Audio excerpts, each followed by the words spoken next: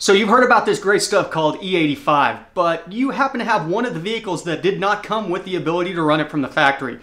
Let's see if we can fix that today.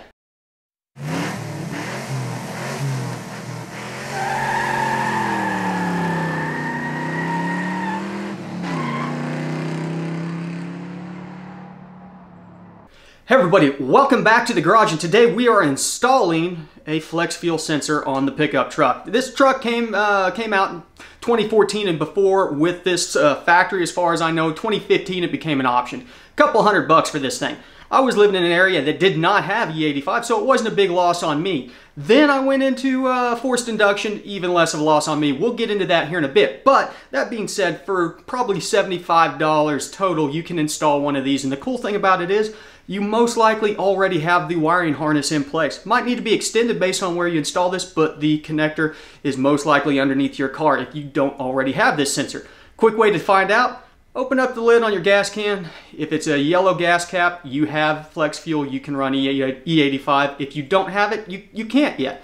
But the rest of the stuff is in place, to the point where once we get this installed, we will dive into HP tuners, and you can do it on EFI Live, but we'll dive into HP tuners and I will show you what you need to do to enable this and to start running E85. That will be on the stock tune. We're not going to get into doing E85 or flex fuel tuning quite yet. That's for another video down the road. But I will go over a couple of the things that you need to double check to make sure that you have the proper fueling maps in place. If you are running a modified vehicle and you're adding this to a modified vehicle, you don't have to turn this thing on. You can keep on running your pump gas blend and then come back to it at a later day. You can install it, come back to it later, and then enable it and be perfectly safe. It's not going to hurt anything to put this thing in place and plug it in for now.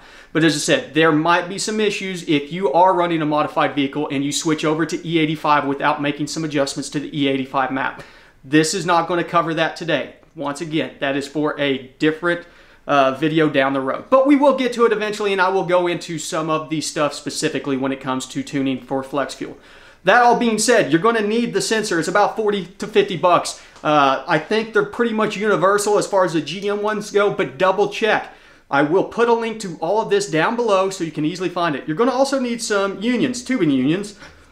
This just makes it easy. Literally, we're going to have one on both ends, then we're going to cut a section out of the existing tubing and plug this in its place. So you're also going to need some tubing cutters. Get the smallest ones that you can find because it's going to be a tight fit. The smaller the better. That way we can get down in there and easily make these cuts and free up the space to put in our sensor. If you do need to extend out your harness, in some situations you will need to get some environmental sealed butt splices. I will once again put a link down to the ones I suggest and the crimpers that you need to properly crimp them. So check down below. I'll get all that down there for you. But for now, we're going to jump underneath there and get this installed. We are working with gasoline, so always keep in mind that that stuff is flammable. It's very dangerous. Don't let your idiot cousin Jimmy around while he's smoking a cigarette. I don't want anybody blowing themselves up. You also need to be aware of things like open element heaters, gas hot water heaters. You know, I've had a friend that blew themselves up working on a fuel system in the garage. Ventilate if you can, get the garage door open, let some air flow. Just be aware. I don't want anybody getting hurt. Gasoline is very dangerous. So we take it for granted, but whenever we work with it, we want to take the extra precautionary steps. So we'll jump in there, pull the fuse on the fuel pump, run the thing dry, let it putter out. That way we get rid of the fuel pressure in the lines. That way whenever we're cutting on the lines, we don't have much gas to deal with. But safety glasses, gloves if you got them, you know, standard PPE. So let's jump over and check it out. Okay, well, 2 relays, or a relay and 2 fuses later, maybe the thing will not run. Let's try it. There we go.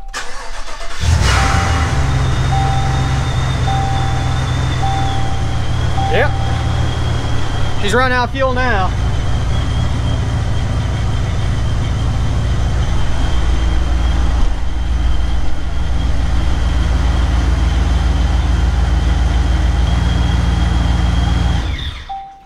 Bingo. Okay, let's grab some gloves. Hopefully you can see everything all right. Here's the section that we're going to be going into. Yours is going to look a little different because I'm running a fuel cell. I'm going to break it loose here at this fitting double check that I've got pressure bled off, and then I'm going to cut it right about in the middle and then extend it back, and then we will put our sensor right in there. So should be easy enough. Make sure you have some shop towels with you to catch any fuel whenever it comes out. As I said, wear your PPE. Just be safe.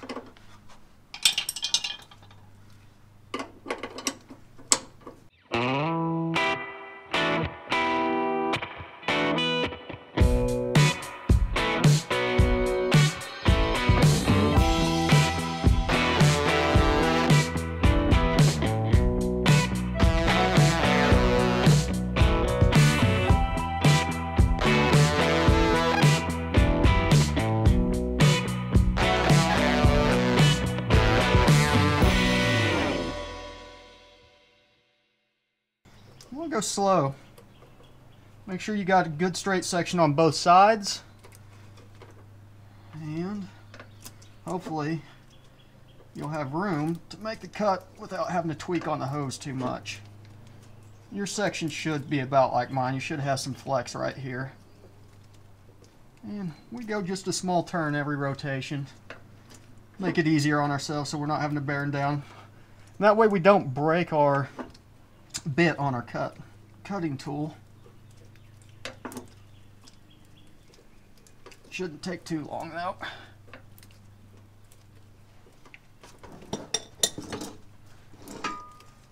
Move out of the way here so I don't get any more gasoline on me.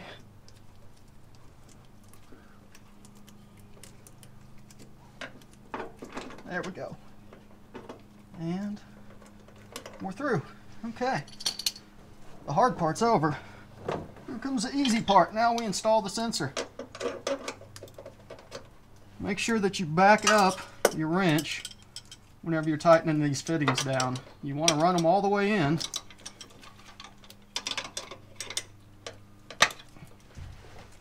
Get them nice and snug.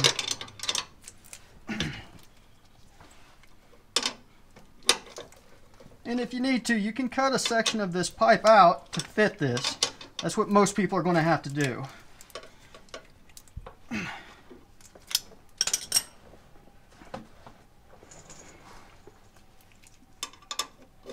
So I'm going to trim this one down a little bit. There we go. Realistically, I could have taken this fitting down to here to cut out that union, but I wanted you guys to see it in the installation of how it's going to be on your cars. So I'll have to adjust my hose length a little bit, but it's not the end of the world.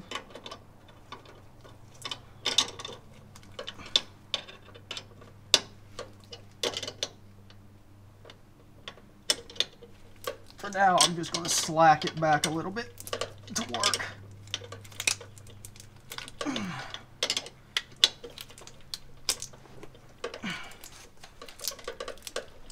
Nice and tight, nice and tight.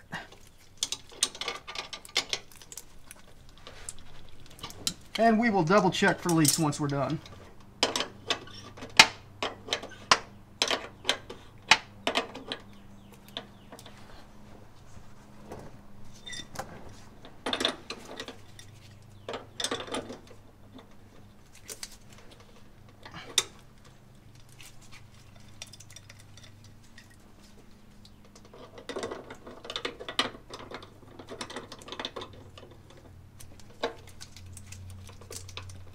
Okay, should be good. Okay, now we want to check for leaks. I went ahead and put all the fuses and relays back in place. We're not even going to worry about starting the truck right now. We're just going to turn the key on so we can prime the fuel pump. We'll do that a couple times.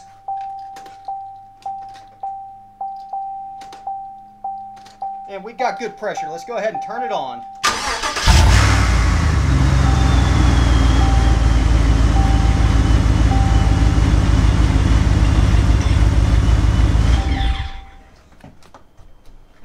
No leaks. Looks good. We'll check it at a later date. Double check, make sure after we've driven it in a while that there's no leaks. Okay, now that we've got her back up and running, let's open up our tune file here. As you can see, I've got mine open. This is going to be one of the few situations that I suggest you go out and get a compare file that is a stock version of what you are. I've got a 2014 Silverado here that I'm going to look at that's going to have flex fuel. Bingo. And that way I can see exactly what's different. So as you can see here, I'm disabled. We're going to enable our flex fuel sensor. We're going from virtual to sensor, and this is our min and max. So before we have a sensor, we can run up to 10% ethanol because that's what they allow in pumps. Now that we have a sensor, we can go from 0 to 80%. You would think that that would be 85%, but no clue why it would be 80.0003, it looks like. Let's double check. 313. 3 zeros and a 313. Okay. Okay, let's look at some other stuff in here. We'll cycle through these fuel tabs and we'll talk about a couple of them. But that's the big one. I've got DOD disabled as usual. Some other things that we want to look at. Shouldn't really have anything in here that's going to affect us.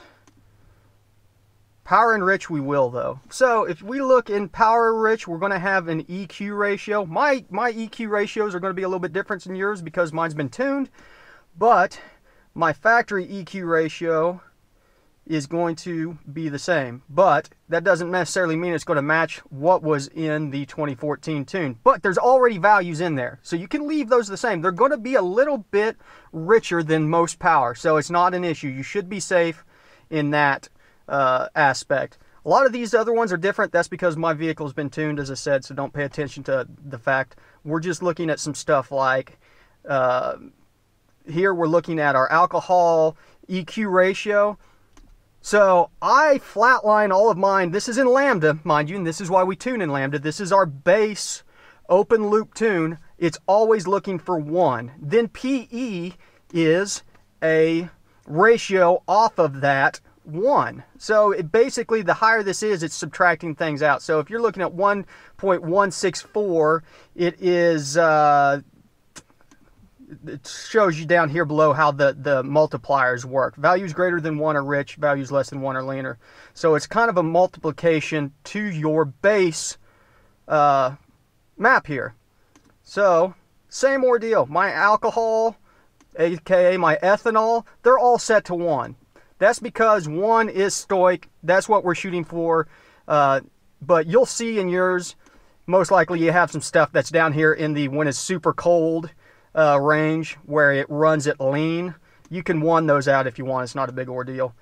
But that's really about it. You know, we're going to have, here's our alcohol Stoic ratio. This one's going to be different. This is an important one that we change because if you look here, this is saying that our Stoic is 14.1 all the way across the board. Well, we want to be around, that's probably a bit rich. 897 is probably a bit rich. Well, no. E87.5 is saying 968. So I tell you what, let's try it this way. I'm going to leave mine where it's a little bit richer down here at 0, but I will grab this one and I'm going to copy that one over. Then I'll go back over and I'm going to paste it in there. Then I'm going to highlight this all the way across the board and I'm going to interpolate between the two, and that should give me a curve. If I open this up, you'll see a curve. Let me zoom into this. There's the curve. It's linear. It's the nice thing about it. Now, if you look at my curve compared to the other curve, it's pretty much straight on, except that mine starts in a different area of the air-to-fuel ratio. So that's because, as I said, mine's been adjusted for being forced induction.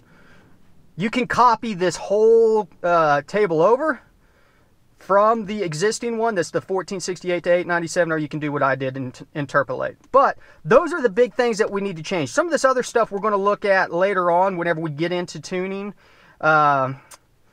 Specifically, we might look at spark, there should be some adjusted spark tables for flex fuel. And these are going to take your base table, your base high octane table, and then add this much additional timing on there. So the cool thing about it is, once again, you could leave this as it is, tune your base table off of 93, and you should be able to just kind of leave a lot of this the same. And it shouldn't matter. The big one just being that we now have our flex fuel enabled. We're on sensor. We've updated our ranges here, and then we have updated our Stoic. So that should be it. Let's go ahead and save this one. We'll save as, and we're going to do flex fuel added date. Now let's flash that in real quick, and then we will jump over to the scanner and see if it's reading. Shouldn't need to write the TCM. You should be able to just write the ECM.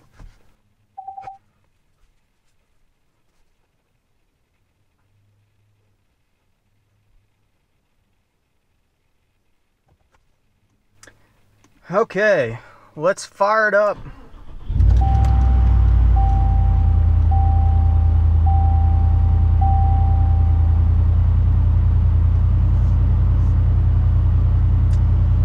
I've already added the alcohol percent PID down here.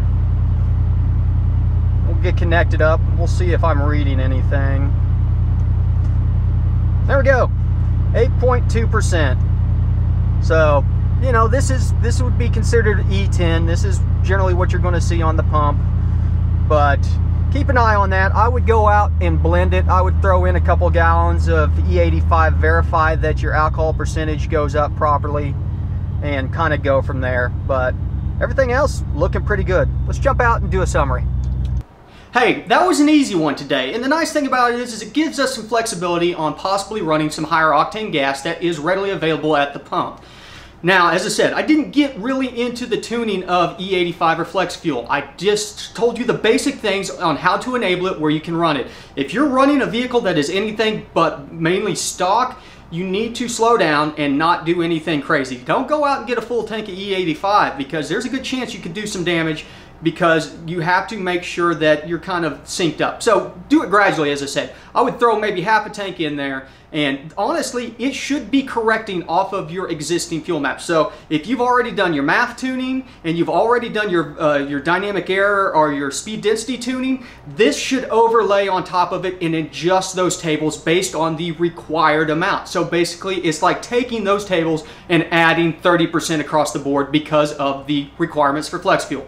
That being said, though, you know, just be careful. That's all I'm asking. I didn't throw a disclaimer at the beginning of this because we're not doing any custom tuning. We were basically setting up how it was from the factory, but I just want you to be aware that there is the potential to do some damage to your vehicle. You've been warned. But that being said, this was easy, this was cheap, you know, and this is a great way to get prepared to make some more power.